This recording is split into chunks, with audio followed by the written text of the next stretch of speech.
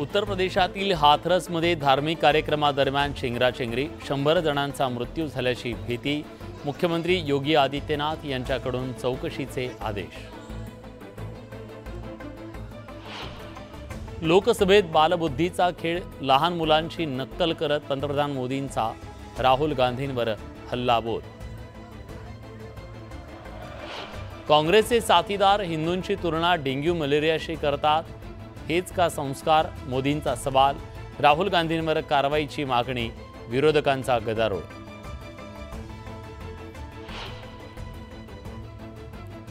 13 राज्यात काँग्रेसला 0 जागा। लोकसभा निवडणूक निकालावरून पंतप्रधान मोदींचा काँग्रेसवर हल्लाबोल।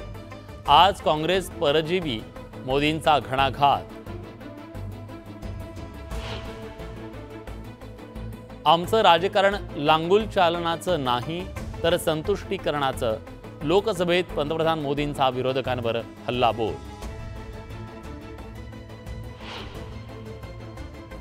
ज्यांना सख्खे भाऊ समजले नाही त्यांना लाडकी बहिणी योजना काय कळणार? सभागृहात मुख्यमंत्री एकनाथ शिंदेंचा उद्धव ठाकरेंवर निशाणा।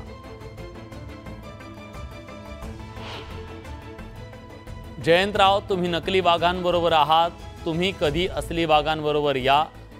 मुख्यमंत्र्यांची जयंत पाटलांना कोपरखळी। विरोधी पक्षनेते अंबादास दानवेंचं 5 दिवसांसाठी निलंबन। सभागृहात शिवीगाळ केल्यानं कारवाई तर कामकाजावर विरोधकांचा बहिष्कार। अंबादास दानवेंवरची कारवाई नियमानुसारच। विधान परिषदेत देवेंद्र फडणवीसांचं स्पष्टीकरण। निलंबनाच्या ठरावावर चर्चा होत नसल्याचं केलं स्पष्ट। अंबादास दानवेंच्या वक्तव्यावरून ठाकरेंनी मागितली महिलांची माफी तर षडयंत्र रचून दानवेंना निलंबित केल्याचा आरोप।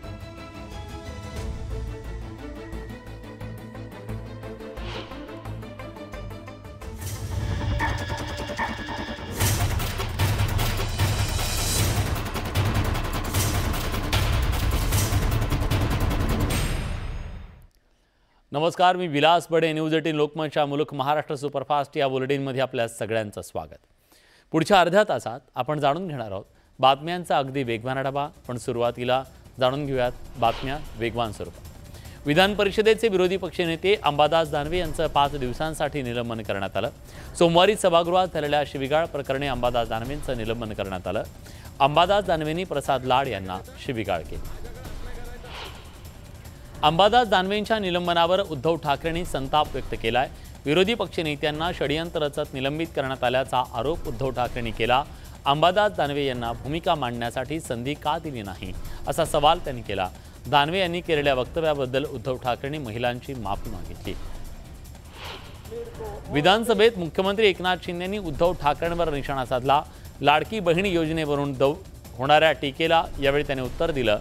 ज्यांना सख्खे भाऊ कळले नाहीत त्यांना लाडकी बहीण योजना काय करणार असं म्हणत मुख्यमंत्र्यांनी ठाकरेंवर तोफ डागली। लेक लाडका आणि माझं कुटुंब माझी जबाबदारी हा काहींचा अजेंडा होता, अशा शब्दात त्यांनी खोचक टोला लगावला। विधान परिषदेच्या 11 जागांसाठी महायुती आणि मवियाकडून उमेदवारी अर्ज दाखल करण्यात आले। 11 जागांसाठी 12 उमेदवारी अर्ज दाखल करण्यात आले। महायुतीत भाजपनं 5 उमेदवार जाहीर केले, शिवसेनेनं 2, राष्ट्रवादी काँग्रेसकडून 2 जागांसाठी अर्ज दाखल झाले, तर मवियानं या निवडणुकीत 3 उमेदवार उभे केले। विधान परिषदेच्या निवडणुकीत निर्णायक मतं जुळवण्यासाठी सुरुवात झाल्याची चर्चा रंगली आहे, कारण प्रवीण दरेकर आणि मिलिंद नार्वेकर यांच्या भेटीचा व्हिडिओ व्हायरल झालेला आहे। दोघांच्या गळाभेटीचा व्हिडिओ समोर आल्यानं चर्चा नवधान आलं। विधान परिषदेच्या लॉबीत दोघे नेत्यांच्या भेटीत नेमकी काय चर्चा झाली ही बाब गुलदस्त्यात आहे। विधान परिषदेसाठी शिवसेनेकडून माजी खासदार भावना गवळी यांना उमेदवारी जाहीर झाली। त्यानंतर यवतमाळमध्ये त्यांच्या समर्थकांनी जोरदार जल्लोष केला। गवळी समर्थकांनी ढोल ताशे वाजवून फटाके फोडून जल्लोष साजरा केला। वाशिम यवतमाळच्या माजी खासदार भावना गवळी यांना शिवसेनेकडून विधान परिषदेची उमेदवारी जाहीर झाल्यानं त्यांच्या समर्थकांनी शिवसैनिकांनी एकच जल्लोष केला। वाशिम आणि रिसोड शहरात फटाके फोडून जल्लोष साजरा करण्यात आला। विधान परिषदेचे उमेदवारी अर्ज भरताना दोन्ही शिवसेना आमने सामने आल्या। भावना गवळी, कृपाल तुमाणे आणि मिलिंद नार्वेकर हे एकाच वेळी अर्ज भरण्यासाठी आल्याचं पाहायला मिळालं। भाजपच्या नेत्या पंकजा मुंडे यांनी विधान परिषदेसाठी उमेदवारी अर्ज दाखल केला। यावेळी उपमुख्यमंत्री देवेंद्र फडणवीस, धनंजय मुंडे सुद्धा उपस्थित होते। तर अर्ज दाखल केल्यानंतर पंकजा मुंडेंनी अजित पवारांची भेट घेतली। भाजपच्या नेत्या पंकजा मुंडे यांना विधान परिषदेवर संधी मिळाल्यानंतर मुंडे समर्थकांमध्ये उत्साह दिसतोय।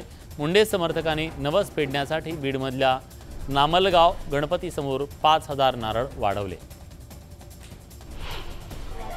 मुंबईत पंकजा मुंडेंच्या कार्यकर्त्यांनी त्यांचं जल्लोषात स्वागत केलं। विधान परिषदेची उमेदवारी जाहीर झाल्यानं पंकजा मुंडे यांनी भाजपच्या सर्व ज्येष्ठ नेत्यांचे आभार मानले।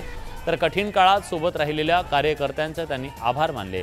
आत्महत्या केलेल्या कार्यकर्त्यांची आठवण काढताच पंकजा मुंडे भावूक झाल्याचं पाहायला मिळालं। शेतकरी नेते सदाभाऊ खोत यांची विधान परिषदेवर आमदार म्हणून उमेदवारी जाहीर झाल्यानंतर रयत क्रांती संघटनेच्या कार्यकर्त्यांनी जल्लोष साजरा केला। सदाभाऊ खोत यांच्या निवासस्थानी त्यांच्या पत्नी आणि आईला गुलाब दिलं गेलं। वाळवा गावात गुलाल उधळत आणि फटाके वाजवून जल्लोष साजरा करण्यात आला। विधान परिषद निवडणुकीत विजयी झालेले उबाठा पक्षाचे उमेदवार अनिल परब यांचा उद्धव ठाकरे यांनी सत्कार केला। विरोधी पक्षनेते अंबादास दानवे यांच्या कार्यालयात हा सत्कार करण्यात आला। मनोज जरांगे यांना झेड+ सुरक्षा देण्यात यावी अशी मागणी जरांगेंच्या शिष्टमंडळातल्या सहकाऱ्यांनी केली। जरांगेंच्या केसाला धक्का लागला तर महाराष्ट्र जागेवर राहणार नाही असं जरांगेंच्या सहकाऱ्याने म्हटलंय। बारामतीत रात्रीच्या वेळेला टेहळणी करणारा ड्रोन कॅमेरा सापडला। माळेगाव इथे एका शेतात हा ड्रोन सापडल्याचं आढळून आलं। ड्रोन टेहळणीवर मनोज जरांगे यांनी प्रतिक्रिया दिली आहे। मला गोळ्या घातल्या तरी मी कुणाच्या बापाला भीत नाही। ड्रोन उडवणाऱ्याला वाईट परिणाम भोगावे लागतील।